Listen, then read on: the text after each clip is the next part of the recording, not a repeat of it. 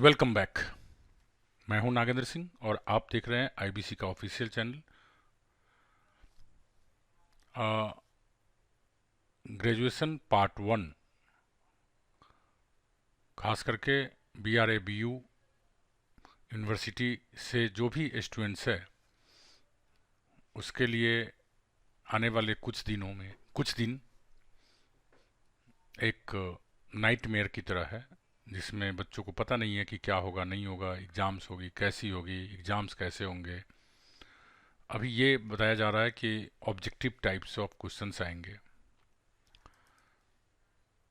तो objective questions में जो मॉडल प्रैक्टिस सेट आपको दिया गया है वो कुछ भी नहीं है, एक गेस पेपर का एकदम सेम कॉपी करके डाला गया है।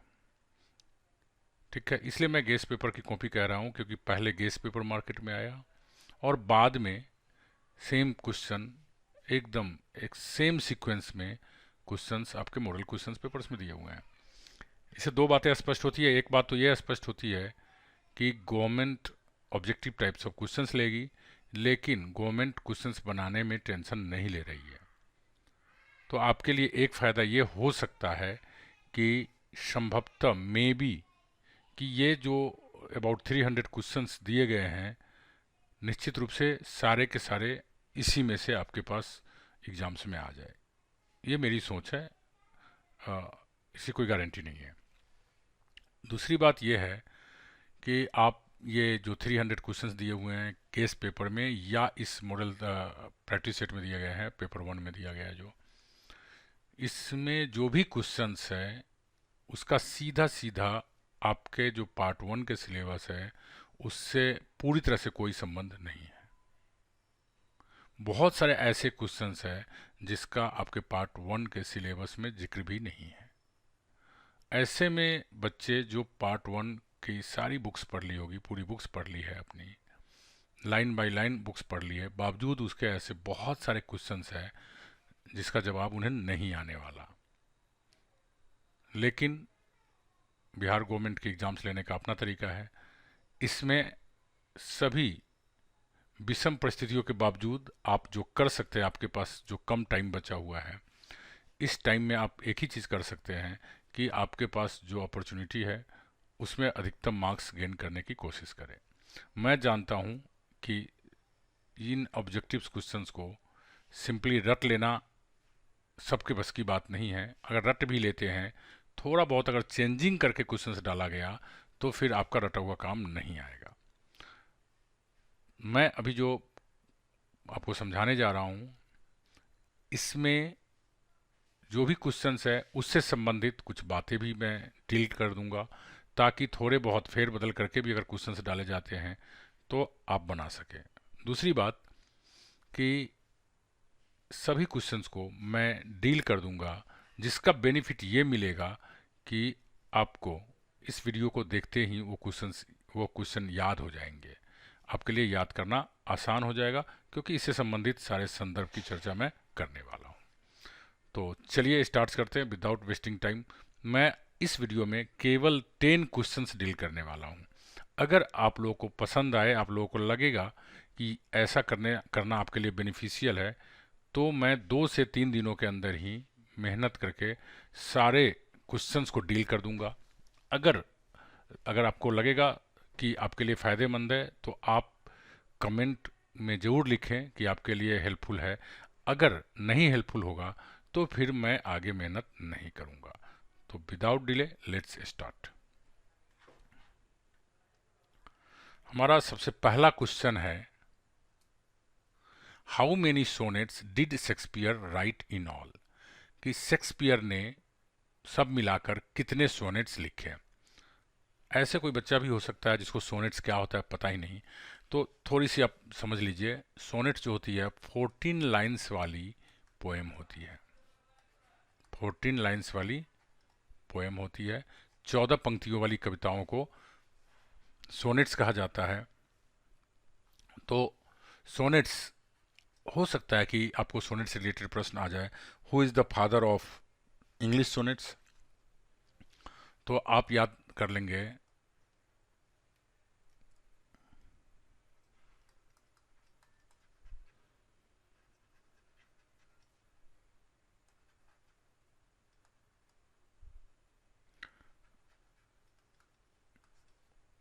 Sir Thomas Wyatt is called the father of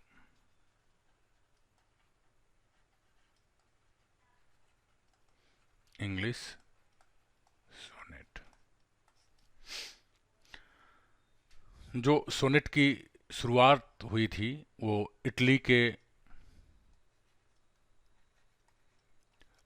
पेट्रार्च जो पोएट थे उन्होंने शुरू में किया था। और उनकी जो उनके जो लिखने का तरीका था सोनेट्स, उसको कहा जाता है पेट्रार्च या पेट्रार्चन सोनेट्स। शेक्सपियर की बात करें तो शेक्सपियर ने जो सोनेट्स लिखा था उसकी टोटल संख्या थी 154। तो आपके लिए क्वेश्चन का आंसर हो गया 154। ठीक है, एक और क्वेश्चन आप सोनेट से संबंधित समझ लीजिए। 154 लिखा था उन्होंने, और शेक्सपियर ने जितने भी सोनेट्स लिखे थे, ज़्यादातर सोनेट्स जो डेडिकेटेड थी, डेडिकेटेड का मतलब होता है समर्पित, वो समर्पित थी WH मतलब विलियम हर्बर्ट, विलियम हर्बर्ट को डेडिकेट करके लिखा गया था। और ये जो लिखा गया था विलियम हर्बर्ट कौन थे, मे बी कि आपसे कभी पूछ दिया जाए इससे संबंधित। तो विलियम हर्बर्ट जो थे एक अर्ल थे,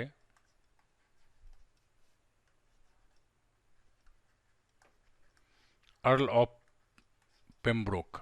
अर्ल क्या होता है? एक राजा कह लो, सामंत कह लो, जैसे छोटे से एरिया के जो हेड होता था, दैट वाज कॉल्ड अर्ल, सामंतों का हेड। ठीक है, तो एक सामंत का हेड या छोटे से जगहों का राजा कह लीजिए, वो थे WH विलियम हर्बर्ट। तो इनको डेडिकेट करके शेक्सपियर ने सोनेट्स लिखी थी। और इनकी सोनेट्स जो पब्लिश हुई थी, ये सोनेट्स वर पब्लिश्ड इन 1609। तो मैं समझता हूँ सोनेट से संबंधित अगर कोई क्वेश्चन बनेगा तो आप काफ़ी हद तक लिख पाएंगे। और एक चीज़ और आपको जानना चाहिए, जो इनके लिखने की शैली थी, जिसको शेक्सपियन सोनेट्स कहा जाता था, इनको लिखने की जो शैली थी, देखो 14 लाइन्स होती है, तो 14 लाइन्स कैसे लिखी जाती थी? ये A B C D E F और लास्ट लाइन होती थी G. ये क्या है आपको मैं समझाता हूँ। A B एक लय है। तो इनकी जो 14 लाइनों वाली जो कविताएं होती थी, वो टोटल 4 पार्ट्स में बटे होते थे। फर्स्ट पार्ट में एक जैसा लय होता था A B, यहाँ एक लय का नाम है ये A B। ठीक है, फिर सेकंड पैरा करके अलग रूल लिखते थे, वो थी C D मतलब दूसरे तरह की लय एक हो आती थी। फिर तीसरी पैरा थी जिसमें E F मतलब एक तीसरी तरह की लय होती थी। और लास्ट में ये कंक्लूसिव, जिसको बोला जाता था कपलेट्स, दोहा जिसको हम लोग बोलते हैं। मतलब इनकी जो पोएम्स थी उसमें पहले 4 लाइन, फिर 4 लाइन, फिर 4 लाइनें, ठीक है, 4 थी 12, और लास्ट की जो 2 लाइनें होती थी वो एक डिसिसिव मतलब डिसीजन देती थी, पूरा कंक्लूजन देती थी, ऊपर जो बातें कही गई रहती थी पोएम्स में उसकी। तो इस तरह से आपके एक क्वेश्चन हो सकता है कि शेक्सपियन सोनेट्स के स्टाइल क्या था, तो आप ये स्टाइल लिख सकते हैं। हालांकि फिगर्स ऑफ स्पीच का मैं अलग वीडियो बनाने वाला हूँ, तो उसमें ये जो लैंग्वेज है A B C D क्या है और ज़्यादा डिटेल्स में मैं समझाऊंगा। चलिए, तो मैं समझता हूँ सोनेट से संबंधित क्वेश्चंस आएंगे तो आप भरपूर जवाब दे पाएंगे। To whom did Shakespeare dedicate his first narrative poem Venus and Adonis? देखो, वीनस एंड एडोनिस शेक्सपियर के द्वारा लिखी गई है। ये नैरेटिव पोएम है। नैरेटिव पोएम क्या होता है? ऐसी पोएम जिसमें एक कहानी की तरह कोई बात कही गई हो, उसका एक क्रम हो, समझाया गया हो। ठीक है, तो ये जो पोएम थी इन्होंने लिखी थी और ये फर्स्ट टाइम में पब्लिश हुई थी 1593 में। आपको थोड़ा सा मैं हिंट्स दे दूं कि ये वीनस और एडोनिस क्या है। वीनस बोला जाता है गॉडेस ऑफ लव को बोला जाता है। तो गॉडेस ऑफ लव क्या करती है? एक स्मार्ट व्यक्ति को सिड्यूस करती है, उसको रिझाती है, एडोनियस जिसका नाम होता है, और इसी के ऊपर पूरी पोएम दी हुई है। तो इस पोएम को किसके ऊपर लिखा गया था, ये हमारा प्रश्न है।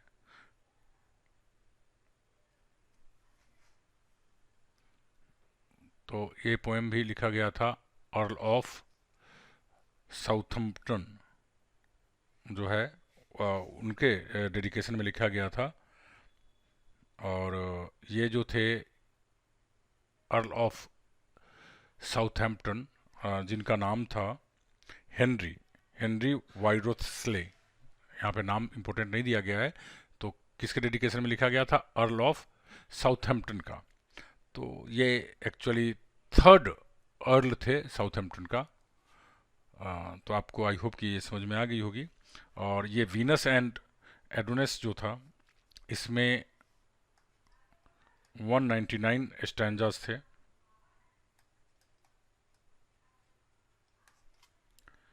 और ये टोटल 1194 लाइन्स में लिखी गई थी। तो हो सकता है इससे संबंधित कुछ जरूरत की चीज़ें पड़ जाए आपको। Who has written tales from Shakespeare? देखो, टेल्स फ्रॉम शेक्सपियर लिखी गई है, इसके बारे में आप जानिए। आप अगर टीवी वगैरह देखते हैं तो आप एक वर्ड जरूर सुने होंगे, वो होगा चिल्ड्रेंस बुक। चिल्ड्रेंस बुक करके बहुत फेमस है। तो चिल्ड्रेंस बुक लिखी गई थी, और चिल्ड्रेंस बुक जो है वो बेस्ड है टेल्स फ्रॉम शेक्सपियर पर। तो एक तो याद करने का तरीका है कि टेल्स फ्रॉम शेक्सपियर किसने लिखी, या कई बार ये भी आ सकता है कि किसने चिल्ड्रंस बुक लिखी जो टेल्स फ्रॉम शेक्सपियर पर आधारित है। तो आपको याद रखना चाहिए वो है चार्ल्स लैम्ब। चलिए चार्ल्स लैम्ब के बारे में थोड़ी सी बात कर लेते हैं। Charles Lamb, Charles and Mary, ये दोनों चार्ल्स एंड मैरी लैम्ब दोनों भाई बहन थे, और ये दोनों मिलकर लिखते थे। ठीक है, तो इन दोनों ने मिल करके बुक लिखी थी चिल्ड्रंस बुक। ठीक है, इसके बारे में थोड़ा सा इंटरेस्टिंग बात मैं बता दूं। मैरी जो थी वो मेंटली डिस्टर्ब थी। एक समय आया कि मैरी अपनी माँ को चाकू मार दी, और जिसके बाद इसको मेंटल हॉस्पिटल में भर्ती करा दिया गया। और इस तरह की बातें हैं मैरी के बारे में। तो चिल्ड्रंस बुक लिखी गई थी किसके द्वारा? चार्ल्स एंड मैरी लैम्ब के द्वारा। तो आपके पास ऑप्शन में सिंपली चार्ल्स लैम्ब का दिया हुआ है, तो आपके लिए आंसर हो गया चार्ल्स लैम्ब। और ये कब लिखी गई थी? कई बार हो सकता है क्वेश्चन पूछ दे। तो ये लिखी गई थी 1807 में।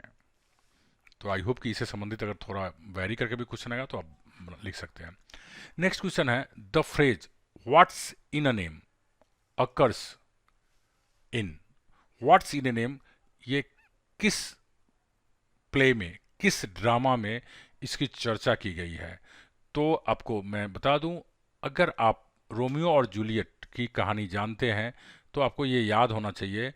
रोमियो और जूलियट, रोमियो जो था अलग समुदाय का था, और जूलियट जो था वो अलग समुदाय का था, जिसकी वजह से दोनों में, ये दोनों एक दूसरे को प्यार करने लग गए थे। इसकी कहानी है, पूरी कहानी किसी और वीडियो में बताऊंगा। लेकिन रोमियो जिस समुदाय का था और जूलियट जिस समुदाय की थी, दोनों में कट्टर दुश्मनी थी। और दोनों में दुश्मनी बहुत ज़्यादा थी, जबकि जैसे हिंदी फिल्मों में होती है।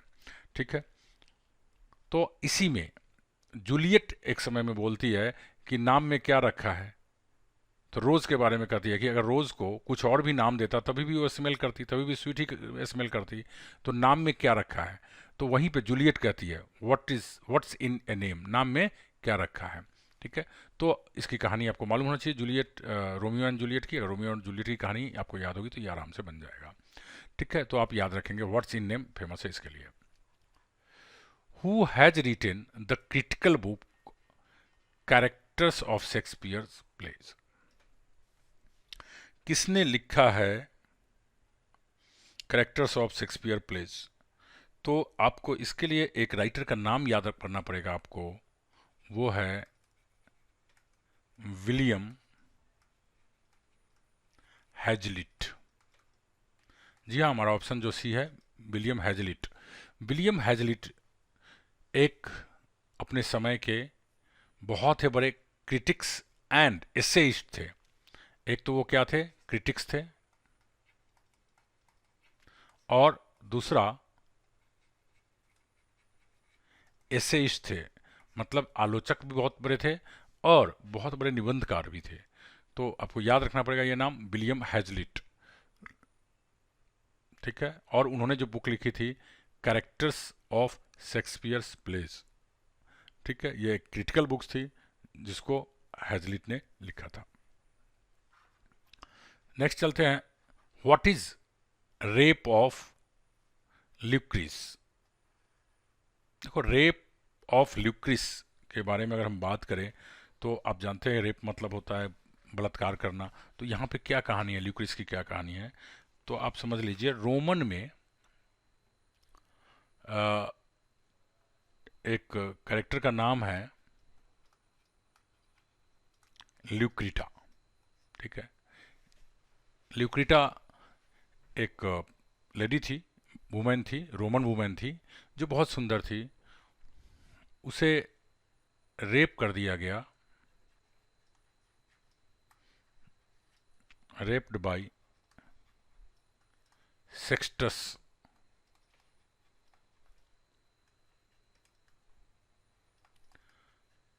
टार्क्विनस। ल्यूक्रिटा, जिसको इंग्लिश में ल्यूक्रिस कहा गया है और रोमन में इसको ल्यूक्रिटा नाम था उसका। तो ल्यूक्रिटा को रेप कर दिया गया किसके द्वारा, सेक्सटस टार्क्विनियस के द्वारा। ठीक है, जिसकी वजह से बाद में बताया गया कि उसी ने रेप कर दिया गया और वो फिर अभिशापित कर दी, जिसकी वजह से रोमन साम्राज्य का विनाश हो गया। उस समय जो राजा था वो उसका राजगद्दी चली गई, और ऐसा माना जाता है कि ये जो लिखी गई थी नैरेटिव पोएम शेक्सपियर के द्वारा, ये जस्ट लिखी गई थी वीनस एंड एडोनिस के जस्ट बाद लिखी गई थी। तो पहले लिखी गई थी वीनस एंड एडोनिस और उसके बाद जस्ट लिखी गई थी रेप ऑफ ल्यूक्रिस। ठीक है, तो आपको कई बार ये भी हो सकता है लिखा हो जाए कि रेप ऑफ ल्यूक्रिटिया या रेप ऑफ ल्यूक्रिस। तो ये है क्या, एक नैरेटिव पोएम है। मतलब नैरेटिव पोएम मतलब मैंने क्या बताया कि ऐसी पोएम जिसमें एक कहानी कही जा रही हो। Very good. In which year were Shakespeare sonnet published. Shakespeare की सोनेट्स किस साल में पब्लिश की गई थी। तो आपको मैंने लिख दिया है ऊपर फर्स्ट में कि शेक्सपियर की सोनेट्स 1609 में पब्लिश की गई थी, और हमारे पास ऑप्शन में है भी 609। So this is your answer. Life is a tale told by an idiot is uttered by, uttered मतलब होता है कहा जाना, बोला जाना। तो ये किसके द्वारा कही गई है। तो आपको मैं बताऊं, आपको अगर मैकबेथ की कहानी आपको याद होगी तो ये बात आप बना सकते हैं। मैकबेथ की कहानी में छोटे से नटशेल में मैं बताता हूं कि मैकबेथ एक व्यक्ति था जिसके ऊपर 3 भूतनी कह लो, चुड़ैल सवार हो गई थी, विच। ठीक है, 3 witches had influence on Macbeth, Macbeth के ऊपर आ गई थी। और मैकबेथ को वो जो 3 विचेस थी वो कहती थी कि देखो तुम राजा को मार दो तो तुम राजा बन जाओगे। ठीक है, ये बात मैकबेथ ने अपनी वाइफ से शेयर की कि ऐसे ऐसे उसकी फीलिंग आ रही है। वाइफ सपोर्ट कर दी और इसने क्या किया, जाकर राजा को मार दिया और ये राजा बन गया। लेकिन राजा बनने के लिए तो बहुत सारे लोगों को मारना पड़ा। राजा को मारा, फिर उसके साथ बहुत सारे जो लोग थे उनको मारना पड़ा। तो इसकी लास्ट जो लड़ाई चल रही थी, जिसके बाद अब वो राजा बनने वाला था, तो लास्ट लड़ाई चल रही थी, उसी समय इसकी वाइफ की डेथ आती है। और वाइफ की डेथ आती है तब इसे फील आती है कि अरे मैं अब राजा बन जाऊंगा, लेकिन मैं क्या पाऊंगा राजा बन करके। ठीक है, तो उस समय ये बोलता है, मैकबेथ बोलता है, life is a tale told by an idiot. Life एक कहानी है, ठीक है, जो एक बेवकूफ़ के द्वारा कही जाती है। मतलब इसका मैकबेथ का कहना ये था कि लाइफ का कोई मीनिंग नहीं है, हम जो भी प्राप्त कर ले वो ख़त्म हो जाना है, लाइफ इज़ मीनिंगलेस। और मैकबेथ अंत में राजा बन जाता है, लेकिन इसके ऊपर तो वो थ्री विचेज सवार रहती है। उसके बावजूद भी ये बहुत सारे लोगों को मारता है, जिसकी वजह से क्या हो जाता है कि पूरे यूरोप में, मतलब पूरे रोमन में, वहाँ पे पूरे में सिविल वार छिड़ जाती है और उसमें बहुत सारे लोग मारे जाते हैं। तो उसमें मैकबेथ में ये कहानी कही हुई है। Next is who said that Shakespeare new little Latin and less Greek. देखो, आप शेक्सपियर के बारे में पढ़ोगे तो आपको मालूम होगा कि शेक्सपियर एक ऐसा शख्स थे जिनके पास कोई बहुत बढ़िया फॉर्मल एजुकेशन नहीं थी। इनकी पढ़ाई बहुत अच्छी नहीं हुई थी। तो इनकी पढ़ाई बहुत अच्छी नहीं हुई थी, जिसकी वजह से Ben Jonson means Benjamin Johnson ने एक बार कहा कि अ, इसके ऊपर तंज कसा शेक्सपियर के ऊपर इसकी कम एजुकेशन या प्रॉपर एजुकेशन नहीं देखते हुए, क्योंकि देखो कोई भी पहले ज़माने में, उस समय के समय में, शेक्सपियर जिस समय राइटर बने उससे पहले कोई भी अच्छे राइटर्स थे तो उनके क्लासिक लिटरेचर पे पकड़ होनी जरूरी थी, तभी वो अच्छे लिटरेचर के राइटर कहलाते थे। तो क्लासिक लिटरेचर किस भाषा में लिखी हुई थी? क्लासिक लिटरेचर लिखी हुई थी लैटिन में या ग्रीक में। और शेक्सपियर ने कोई अध्ययन तो किया नहीं था प्रॉपर तरीके से, तो इनके पास क्लासिक लिटरेचर का कोई अनुभव नहीं था। अब शेक्सपियर के बारे में जब मैं डिटेल्स में पढ़ाता हूँ तो आपको ये भी लगेगा कई बार कि शेक्सपियर सचमुच वास्तव में कुछ जानते ही नहीं थे, उन्होंने दूसरे से लिखवा लिया सारा कुछ। ये एक लंबी कहानी है जो बाद में हम लोग स्टडी करेंगे।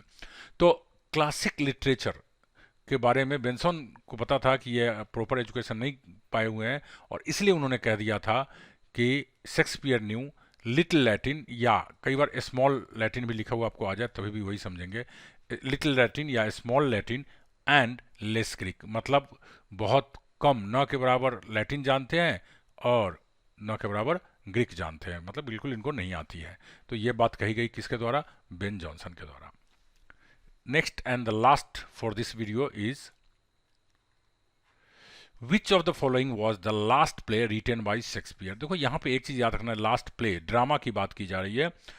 तो शेक्सपियर जो है ड्रामा, इन्होंने टोटल ड्रामा की बात किया जाए तो he has written 38 plays. Total number of plays is 38।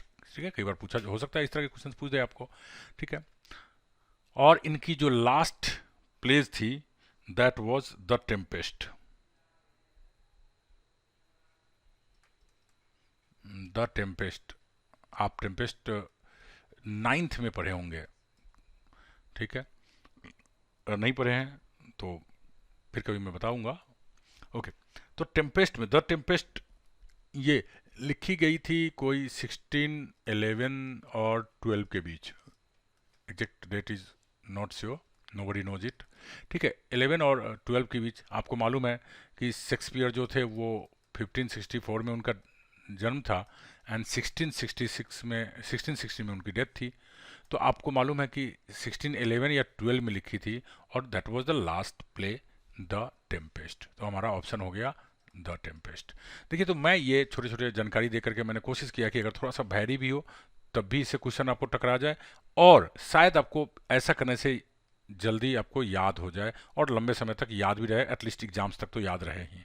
तो अगर ये बात आपको पसंद आई होगी तो आप वीडियो में कमेंट करें, अपने अधिक से अधिक दोस्तों को शेयर करें ताकि मैं प्रोत्साहित हूँ, और फिर मैं 2 से 3 दिन रात दिन एक करके मेहनत करके मैं सारे क्वेश्चंस का सलूशन करा दूंगा। अगर ये भी आपको, और नेक्स्ट पेपर 2 का भी सारा सॉल्यूशंस मैं करा दूंगा। तो thank you very much for watching this video.